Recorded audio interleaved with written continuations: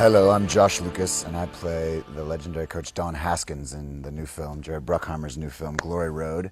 You're watching Moviefone's show, Unscripted. And we're going to interview each other, have a conversation, an informal conversation. We are. This will be fun. Yeah. I'll start with the first question. Alma Rojo from El Paso, Texas, which we know and love because it's where the movie's set and takes place, asks Jerry, what was it about this story that inspired you to make it? I love stories that involve individuals that change the world for the better. Don Haskins, this coach, and these 7 kids turned basketball into a multiracial sport. It was a white sport in the South and in the Atlantic Coast Conference, and you just didn't see any African Americans playing. So Michael Jordan would have never gone to North Carolina. A lot of the great athletes you see today wouldn't be playing basketball, wouldn't have had a chance to get a scholarship and play sports in college. So this changed it all. And it's an emotional story. I love uplifting emotional stories, and Don Haskins is such a great coach and great individual, and he's somebody you got to remember because he changed basketball. He took a lot of risks. I guess the media was after him, the public was after him, and he unwaveringly said, these are guys, they're winners, they're going to be winners, I don't care what the color of their skin is. Didn't you tell me that Pat Riley said, who was it that came into his office and said it's because of this story that I'm here? What was the best? Yeah, Magic Johnson, who, when Riley was the coach of the Lakers, walked into his office and said, had David Lattin, who was one of the players for Texas Western, had not dunked that ball on you because Riley played for Kentucky, I wouldn't be standing here. Yeah. My turn. From Hetty Toronto, from Rochelle, New York. Was there any added pressure in carrying a Bruckheimer film? Honestly, yes. Oh, please, God. Don't be silly. Your films make a lot of money, and they deserve to make a lot of money. And so you obviously want to be a part of telling a great story, and I think that's what your whole sort of message is in a way. Good stories well told, or great stories well told, I think is the motto. And you feel a responsibility when you step into that position to get it right, and to make it as playful and fun, as exciting as you possibly can, which I think is one of the things that's so special about this movie. But again, it's not necessarily a basketball movie. It's such a big historical moment in a way that this movie's capturing, and I felt a real responsibility not only to you, but to the real Don Haskins, and to the basketball community, and to the team that did this extraordinary thing, and that in a sense changed basketball overnight, and that these guys gave the black athlete the right to get an education in a way and to play ball. And so I really felt not just pressure from you, but from Haskins and from Pat Riley and from all the basketball talent I had watching me, who know and love and respect Don Haskins the way that they do and the way he deserves. And just to get it right, simply put. It's your turn, I think. Unscripted. All right. This is. Okay. When you first saw what Johnny Depp was doing in Pirates of the Caribbean, were you nervous? Were you excited? Was it because it's such a creative, risky take on a character, and I heard there was maybe a little bit of controversy about that, and I wondered what your take was as the producer when you see something like an actor take a huge risk that obviously paid off so beautifully.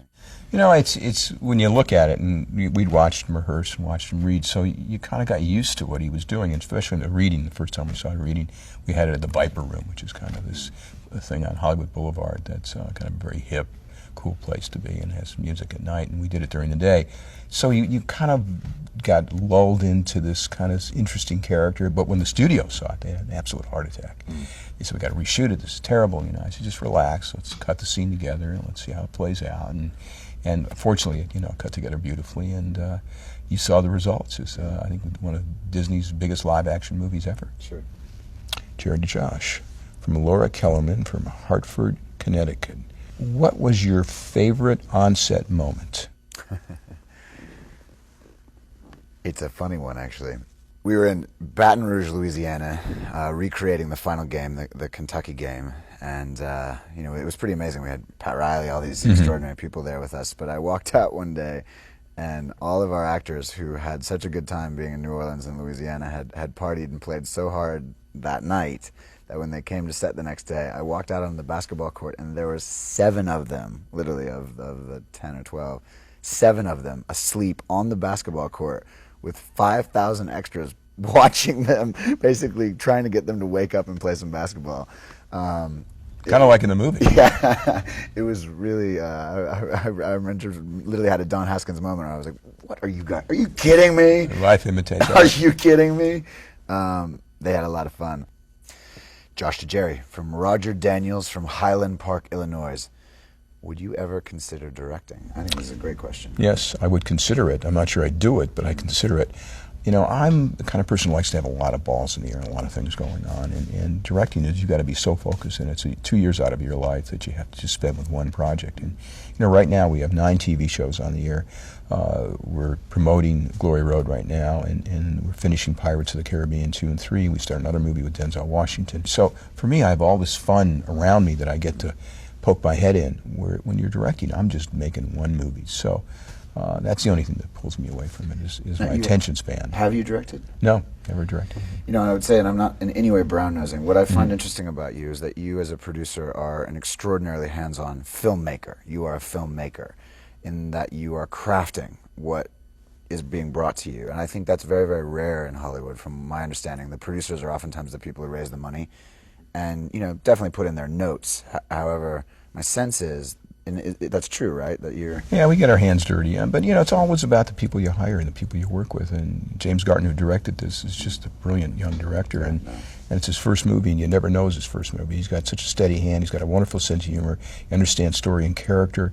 Sure. And he's also made, what, 3,000 commercials? Commercials, but still, Sure. it's not, you know, a 2-hour different film or an hour-and-a-half film. It's much different to have an emotional roller coaster. Sure. Yeah. From Matt Freeman from Santa Rosa, California.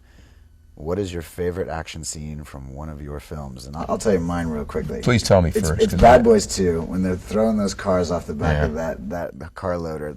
My brother and I sat there, and we were actually making Glory Road when we watched that film, and it was just one of those moments where you're like, this is extraordinary. This is so playfully over the top and fun to watch, and I just imagine shooting it must have been quite insane. Yeah, I mean, we're still remembered in Miami for closing one of the causeways, and people couldn't go to work for 4 days, or you had to go a long way around. So you're hated. They don't like us in Miami. And that's one of my favorite sequences. I mean, Michael Bay's a genius director, and he just did an amazing job. You know, we had to design vehicles, we had to design all kinds of things, camera rigs for that. We had the semi that we cut in half and put these cages so the cameraman could see really low on the ground and beyond the semi, yet protected as these cars flipped around him. So that was fun. But the Pearl Harbor, I mean, the battle scene in Pearl Harbor, there's about a 25 or 30-minute battle scene that's just extraordinary. Again, Michael Bay directed it. But, well, when that camera stays with the that bomb bomb, coming it's down, amazing. That's transcendent filmmaking. Yeah, yeah. That whole sequence is really an amazing choreographed sequence. So that's one of my favorites.